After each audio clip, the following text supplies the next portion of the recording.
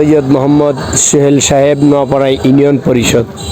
তো সবাই ভিডিওটা শেয়ার করবেন, সকলকে দেখার সুযোগ করে দিবেন। বাজার পরিচালনা কমিটির যেটা আছে নোয়াপাড়া বাজার, এখানে তোমাদের ড্রাইভারের মধ্যে থেকে আমি একজন রাখবো। তোমরা একটা নাম দিবা যে দায়িত্বগুলো পালন করতে পারবে। এটা তোমরা বই আলোচনা করো। ওয়াজ ব্লক 8 লাখ টাকা খরচ করে একটা ওয়াজ ব্লক, 8 লাখ টাকা খরচ করে একটা স্ট্যান্ড, 16 লাখ টাকা খরচ করতে হবে সরকারের। দেখে আমি সেরা দেখবার লেগে আমার সুবিধার লেগে এটা নোয়াপাড়ার মানুষের সুবিধা হইতো, ড্রাইভারদের সুবিধা হইতো, যাত্রীদের সুবিধা হইতো। এটা আমার একটা সুবিধা না।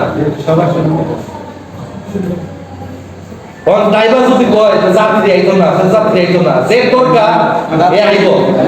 এখান থেকে কাউসনগর থেকে বাজারে যা 10 টাকা ভাড়া দিয়া আইতা যান না, আর জগৎপুর যাইব আইতিয়া, আর নারায়ণপুর টঙ্গী মোড়ে যাইব আইতিয়া।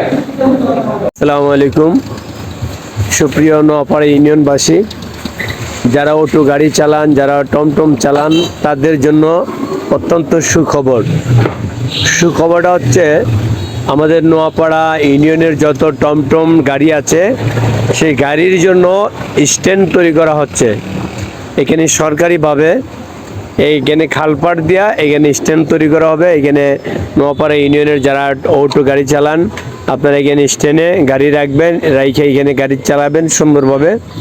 ইউনিয়ন পরিষদের যে মাননীয় চেয়ারম্যান সাহেব আছেন সৈয়দ মোহাম্মদ সোহেল সাহেব, ওনার নেতৃত্বে এই স্ট্যান্ডটা করা হচ্ছে। তো আপনাদেরকে স্ট্যান্ডের সমস্ত জায়গা ঘুরে ঘুরে দেখাচ্ছি। দেখতেই পারতেছেন কাজ শুরু হয়ে গেছে অলরেডি। এখানে ইট আনা হয়েছে, তারপরে এদিকে এই যে বাথরুম করা হয়েছে।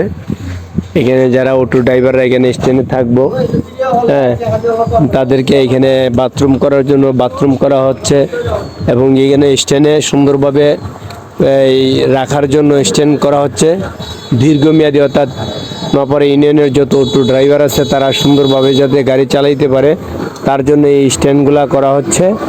আর এটার উদ্যোগ নিয়েছেন সৈয়দ মোহাম্মদ সোহেল সাহেব নোয়াপাড়া ইউনিয়ন পরিষদ। তো সবাই ভিডিওটা শেয়ার করবেন, সকলকে দেখার সুযোগ করে দিবেন। উন্নয়নের কাজ চলছে নোয়াপাড়া ইউনিয়নে।